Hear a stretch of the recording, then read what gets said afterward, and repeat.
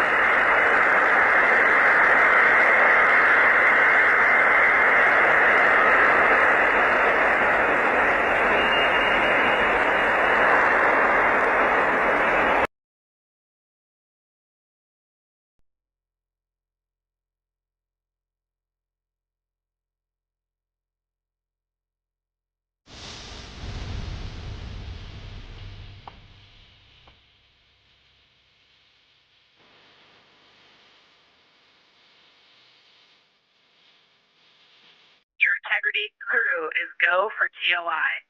With this bird to the moon, we do not leave Earth. We choose it. Humanity has once again shown what we are capable of, and it's your hopes for the future that carry us now on this journey around the moon.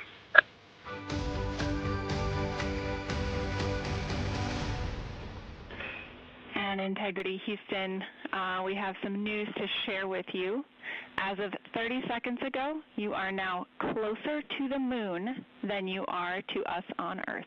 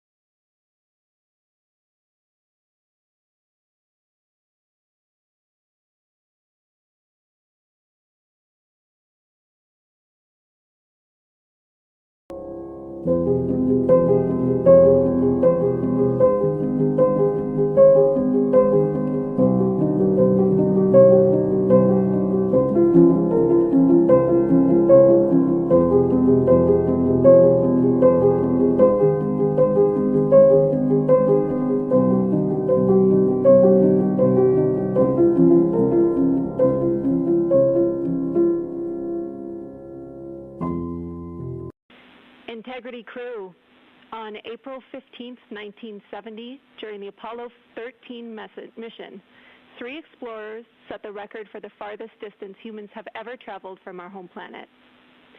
At that time, over 55 years ago, Lovell, Swigert, and Hayes flew 248,655 statute miles away from Earth. Today, for all humanity, you're pushing beyond that frontier. Integrity, over to you.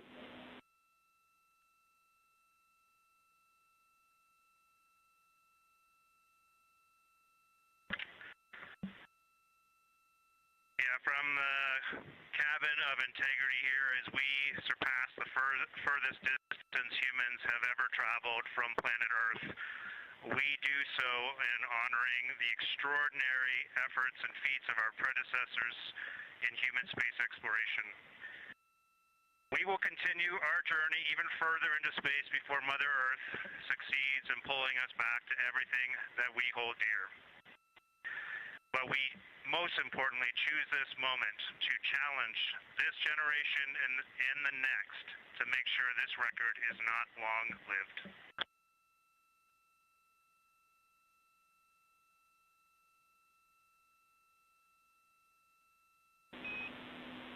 Thank you, Integrity, and congratulations to you and the rest of the Artemis II team.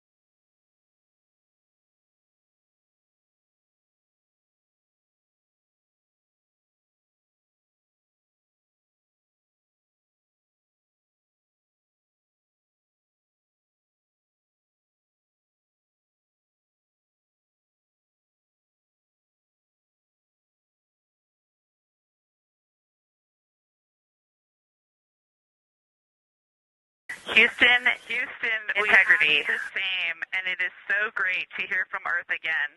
To Asia, Africa, and Oceania, we are looking back at you. We hear you can look up and see the moon right now. We see you too. When we burned this burn towards the moon, I said that we do not leave Earth, but we choose it. And that is true. We will explore, we will build ships, we will visit again.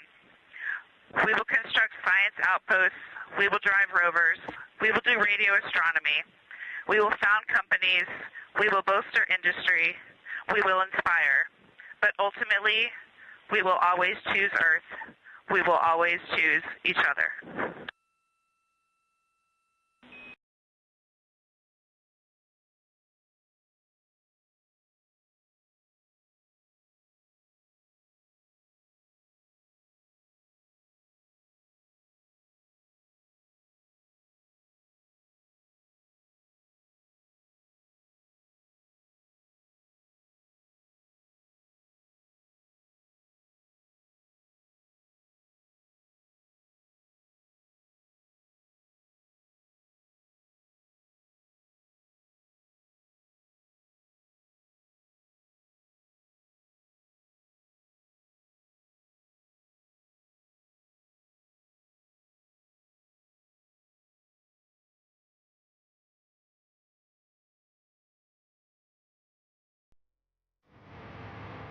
Right now, the crew are getting a few moments to enjoy and take photos for themselves. The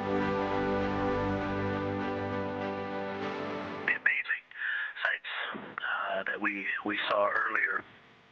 You can see the surface of the moon. It is the strangest looking thing. We just went sci-fi. You're getting a live look from Orion as the crew observes a solar eclipse from the moon. Integrity, this is the International Space Station. How do you hear? We have been waiting for this like you can't imagine.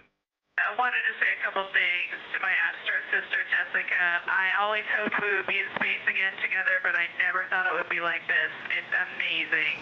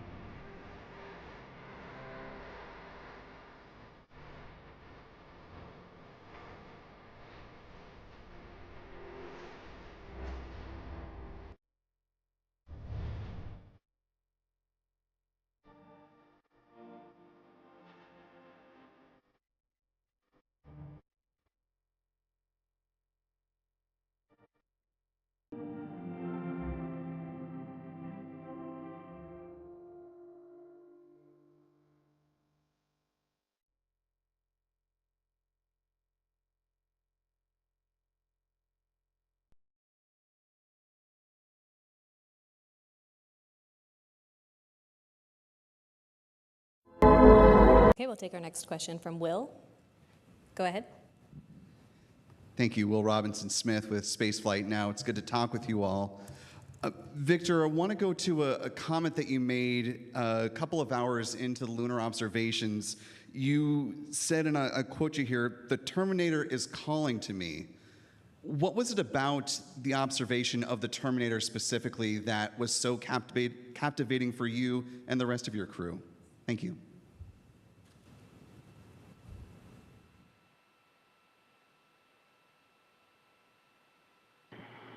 One being 3,500 miles from it. I mean, it was so big, and now it wasn't an image on a screen, but it was all of the things we had talked about in training, the terrain, how you can see features based on how high they are above the surface and how low things were.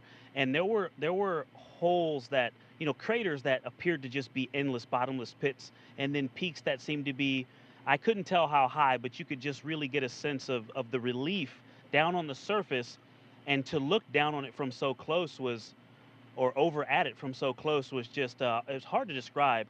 When you are in an airplane flying back past, Flagstaff, you're looking out the window trying to, identify Meteor Crater, or looking out trying to find the Grand Canyon. And this was the same thing. But imagine if you had seen Meteor Crater or the Grand Canyon for the first time.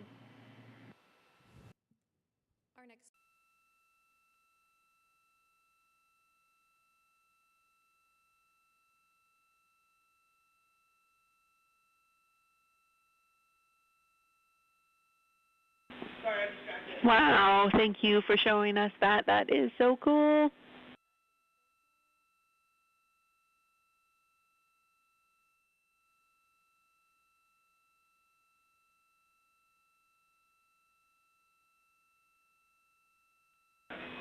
We look like we're smiling at you, like a little Cheshire cat.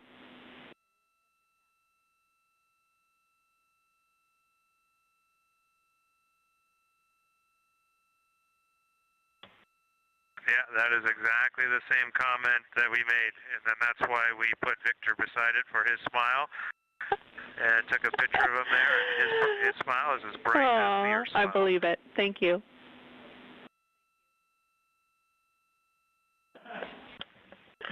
And Houston, you're seeing a little bit of a CCU dump yourselves, Crescent Earth, and a solar array. So it's a pretty sweet view out window one right now. And I'll move over to the other window so you can see the full-scale dump in a second. I know you've seen it before with the SOCUM. This is great. We look great together.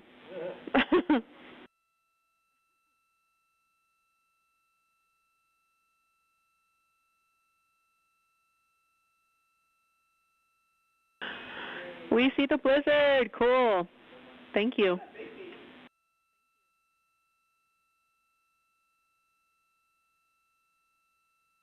The translunar injection burn that occurred on Flight Day 2 is what committed the spacecraft to its splashdown. Yes, that sent us around the moon for yesterday's fantastic lunar flyby, but it's also the burn that helped us slingshot around the moon and target that splashdown in the Pacific Ocean. That was a 5-minute and 50-second burn using the OMS engine, the Orbital Maneuvering Service engine. It's a great picture of the OMS right there on the left side of your screen.